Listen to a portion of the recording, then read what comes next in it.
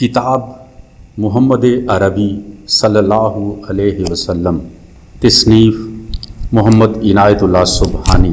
السلام علیکم ورحمۃ اللہ وبرکاتہ۔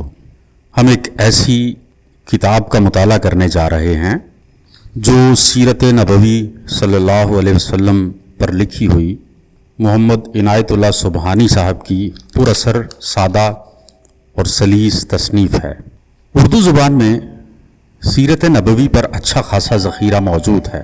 اس میں ایسی قابل ذکر کتابیں بھی موجود ہیں جو دنیا کی کسی دوسری زبان میں نہیں پائی جاتی۔ پھر بھی اللہ تعالیٰ نے میرے لیے یہ راہ نکالی کہ میں اس زبان میں اس موضوع کی کچھ خدمت کر سکوں۔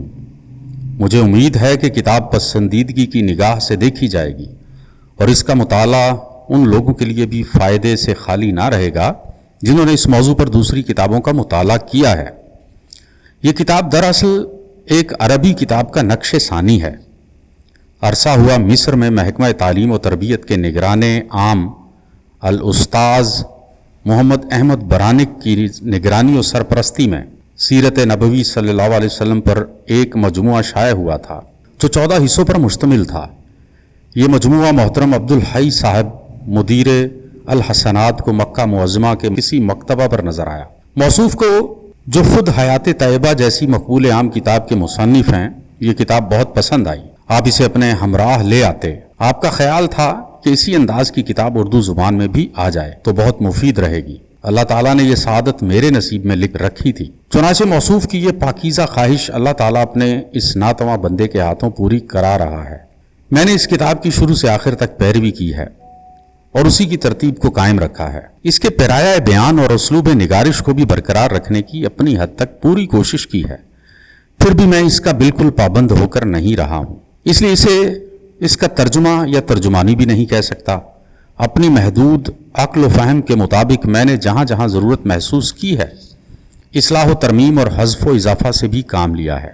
جو واقعات غیر اہم معلوم ہوئے یا جو اہل نظر کے نزدیک غیر مستند سمجھے گئے ہیں، میں نے انہیں حذف کر دیا۔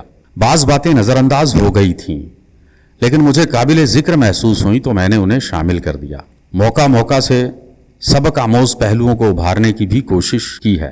اصل کتاب میں واقعات کی تاریخوں کا اہتمام نہ تھا، میں نے اس کا بھی اہتمام کیا ہے۔ کہیں اجمال کے بجائے تفصیل اور تفصیل کے بجائے اختصار سے کام لیا ہے۔ امید ہے کہ اس تصرف کے بعد کتاب کی افادیت کچھ اور بڑھ گئی ہوگی۔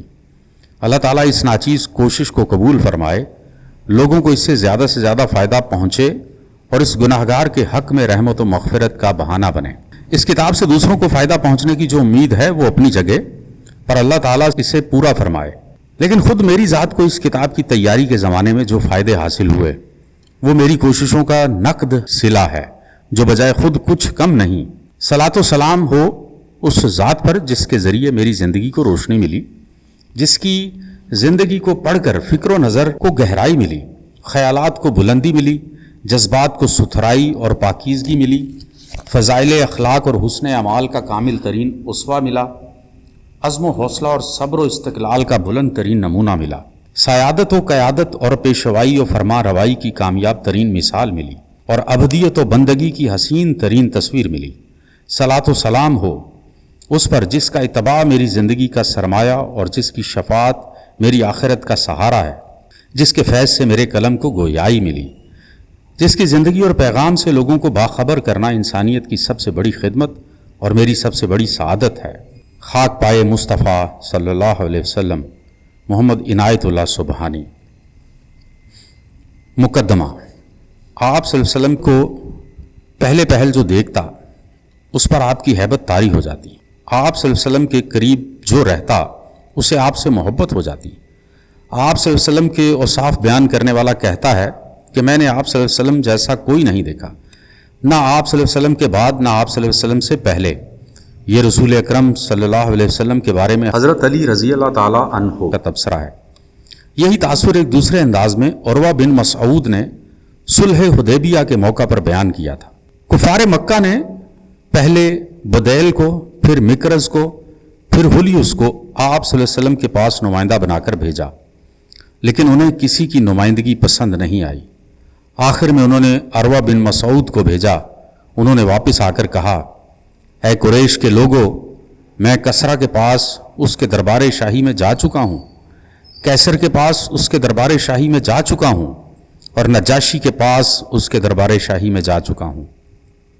اللہ کی قسم، میں نے کسی بھی بادشاہ کی اپنی قوم میں وہ شان نہیں دیکھی جو شان محمد صلی اللہ علیہ وسلم کی اس کے ساتھیوں کے درمیان دیکھی۔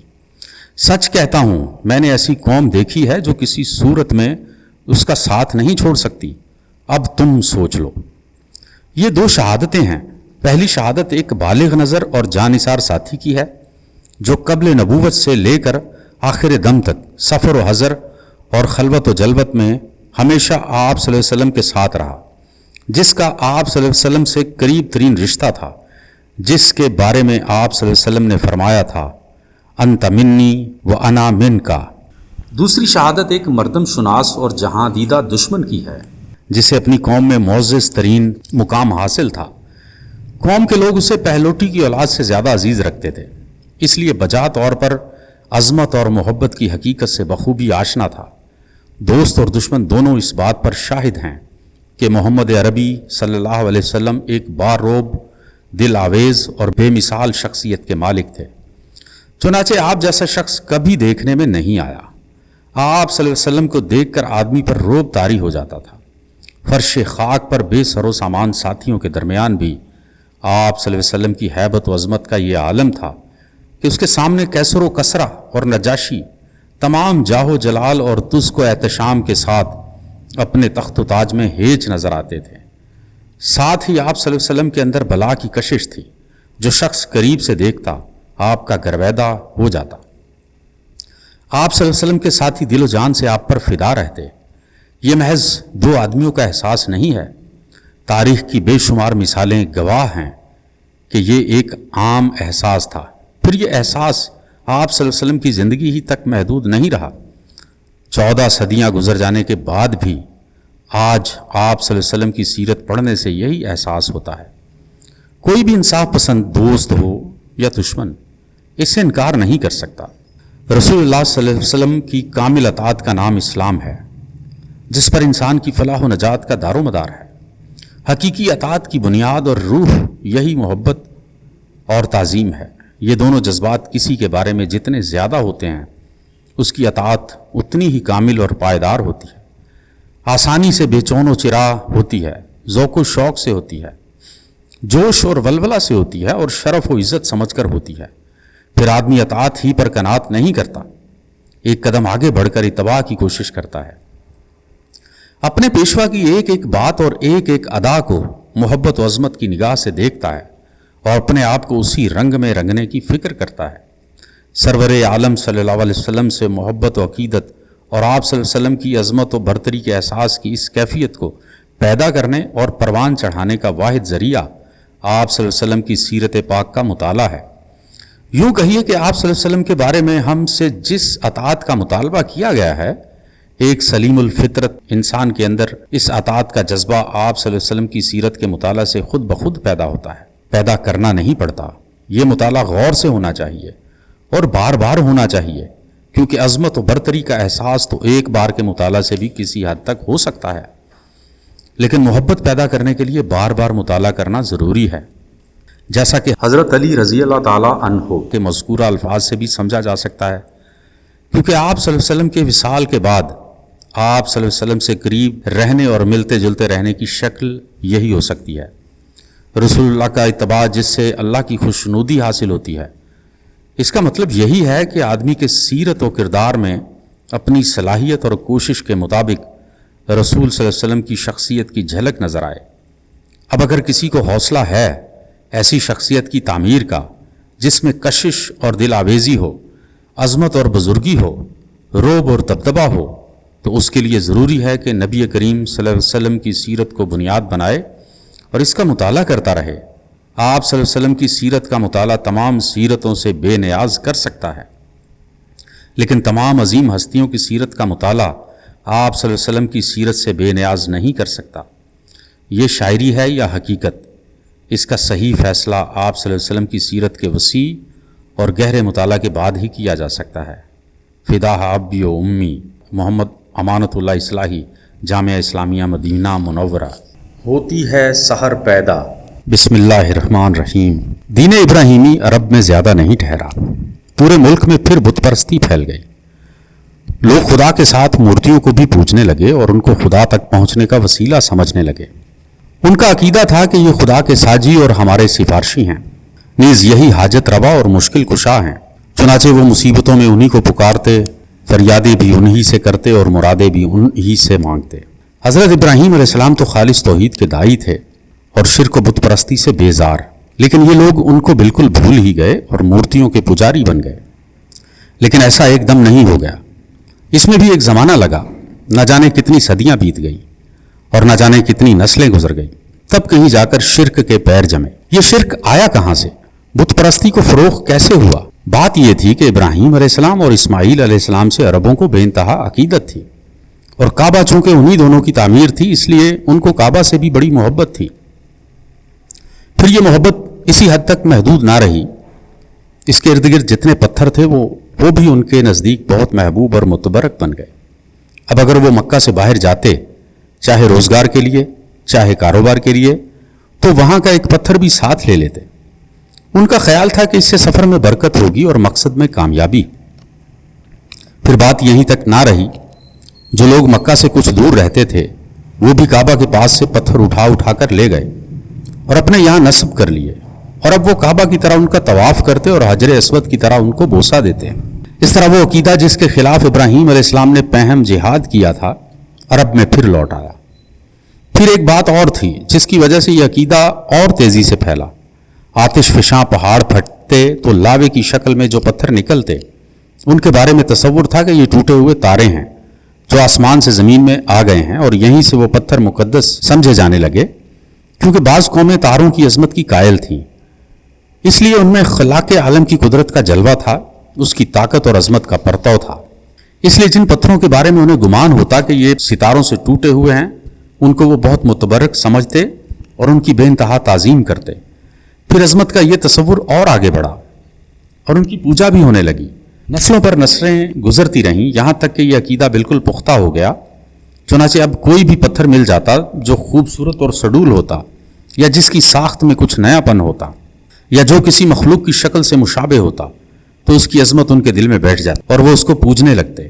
پھر وہ ایک قدم اور آگے بڑھے، یعنی اب وہ پتھروں کو خود تراشتے، خود اپنی پسند کے مجسمے بناتے اور جس بزرگ یا دیوتا سے چاہتے انہیں منسوب کر دیتے، نیز جو دل چاہتا ان کے نام رکھ لیتے، پھر ان کو ایک جگہ نصب کر کے انہیں پوجنا شروع کر دیتے۔ عقیدت و محبت میں ان پر نذرانے چڑھاتے اور ان کے نام پر منتیں مانتے۔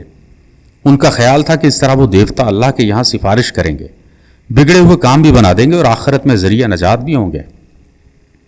مکہ میں سب سے پہلے جو بت داخل ہوا اور پھر صحن کعبہ میں نصب ہوا وہ حبل تھا۔ اس کو لانے والا شخص عمرو بن لہی تھا۔ یہ کہیں سفر کر رہا تھا کہ راستے میں ایک مقام سے گزر ہوا، دیکھا لوگ مورتیاں پوج رہے ہیں۔ اس کو یہ منظر بہت بھلا معلوم ہوا، چنانچہ ان سے اس نے کہا کہ ایک مورتی ہمیں بھی دے دو، ہم اپنے یہاں لے جائیں گے اور اب ہم بھی اس کی پوجا کریں گے۔ اس پر لوگ بخوشی تیار ہو گئے اور وہ مورتی لے کر مکہ آ گیا۔ پھر رفتہ رفتہ کعبہ میں اور مورتیاں آئیں، ان میں 2 مشہور مورتیاں اصاف اور نائلہ بھی تھیں۔ یہ چاہے زمزم پر نصب تھیں کیونکہ اس وقت وہ بالکل پٹ چکا تھا، بطیرے تو اس کے نام تک سے ناآشنا تھے۔ پھر یہی نہیں، بیشتر قبیلوں کی اپنی اپنی مورتیاں بھی تھیں جو ادھر ادھر مختلف علاقوں میں نصب تھیں۔ مثلاً عزا یہ قریش کی سب سے بڑی مورتی تھی، لات طائف میں ایک قبیلہ تھا سقیف، یہ اس کی مورتی تھی، منات مدینہ میں 2 مشہور قبیلے تھے، اوس اور خزرج یہ ان کی مورتی تھی۔ ان کے علاوہ اور بھی بہت سی مورتیاں تھیں۔ یہ وہی گھر تھا جسے ابراہیم علیہ السلام اور اسماعیل علیہ السلام نے اپنے مقدس ہاتھوں سے بنایا تھا، بڑی آرزوؤں اور تمناؤں سے بنایا تھا، جس کے بنانے میں اپنا خون پسینہ ایک کیا تھا۔ کیوں؟ صرف اس لیے کہ یہ توحید کا مرکز بنے اور رب کا سب سے بڑا گھر بنے۔ لیکن قوم نے ساتھ نہ دیا اور یہی خانہ خدا بت خانہ بن گیا، یہی مرکز توحید منبع شرک بن گیا۔ لوگوں نے ابراہیم علیہ السلام کا دیا ہوا سبق فراموش کر دیا اور اب انہیں یاد بھی نہ رہا کہ کبھی اسی گھر سے توحید کی صدا بلند ہوئی تھی، بلکہ اب ان کے لیے یہ تصور کرنا بھی دشوار تھا کہ بت پرستی کے سوا بھی کوئی سچائی ہو سکتی ہے۔ جس باپ نے بتوں کے خلاف بغاوت کر کے پوری قوم کی دشمنی مول لی تھی، اب اسی باپ کی اولاد بتوں کی پاسبان بنی ہوئی تھی۔